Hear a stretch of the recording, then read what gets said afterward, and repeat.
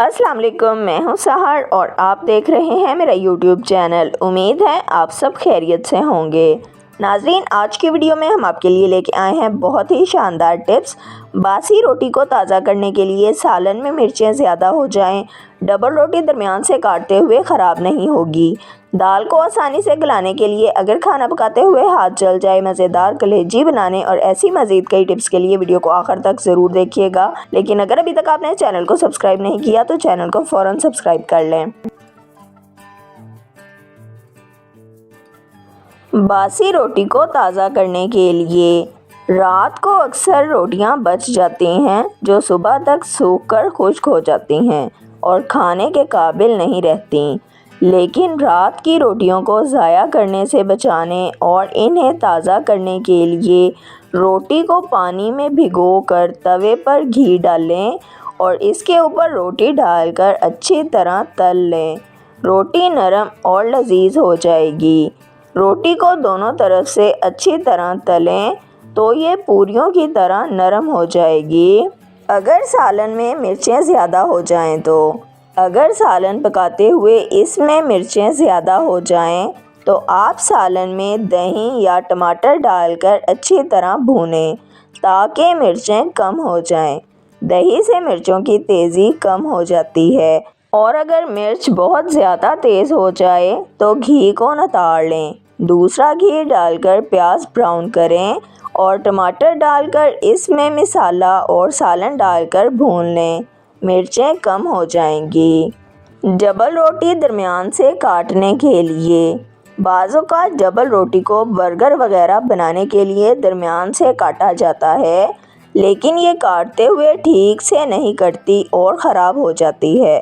लेकिन अगर छुरी को गर्म करके डबल रोटी को काटा जाए तो ये आसानी से कट जाती है। नंबर 2, डबल रोटी के स्लाइस आसानी से काटने के लिए छुरी को 1 मिनट के लिए गर्म पानी में भिगो दें और फिर डबल रोटी के स्लाइस काटे जाएं तो ये आसानी से कट जाते हैं।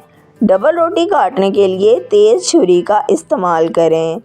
दाल को आसानी से गलाने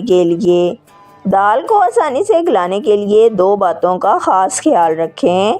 दाल को धोने के लिए नीम गर्म पानी का इस्तेमाल करें और इसके अलावा स्टील का चमचा कभी भी इस्तेमाल ना करें। हमेशा दाल पकाते हुए लकड़ी का चमचा इस्तेमाल करें। नंबर 2, अगर दाल ना गल रही हो तो दाल में नमक और हल्दी डालकर दम पर रखें। कुछ ही देर में दाल गल जाएगी। अगर खाना पकाते हुए हाथ जल जाए तो अगर किचन में खाना पकाते हुए आपका हाथ जल जाए तो जले हुए हाथ पर कभी भी फ़ौरन पानी मत डालें, क्योंकि जले हुए हिस्से पर पानी डालने से जल्द पर जले हुए का निशान पड़ जाएगा।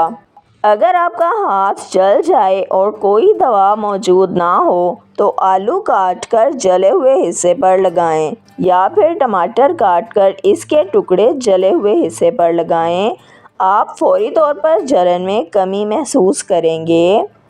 अगर खाना पकाते हुए आपका हाथ जल जाए तो फ़ौरन हाथों पर सरसों का तेल मल लें और कुछ देर के लिए लगा रहने दें। इसके अलावा जले हुए हिस्से पर टूथपेस्ट लगाकर अच्छी तरह मलें और कुछ देर के लिए लगा रहने दें। इससे आपको जलन में फ़ौरन कमी महसूस होगी और आपके हाथ पर जले हुए का निशान भी नहीं बनेगा। मज़ेदार और नरम कलेजी बनाने के लिए अगर आप मज़ेदार कलेजी बनाना चाहते हैं तो इसमें बहुत सारा पानी डालकर ना पकाएं। कोशिश करें कि पानी का इस्तेमाल बिल्कुल ना करें, इससे कलेजी सख्त हो जाती है। इसके अलावा कलेजी में नमक हमेशा आखिर में शामिल करें।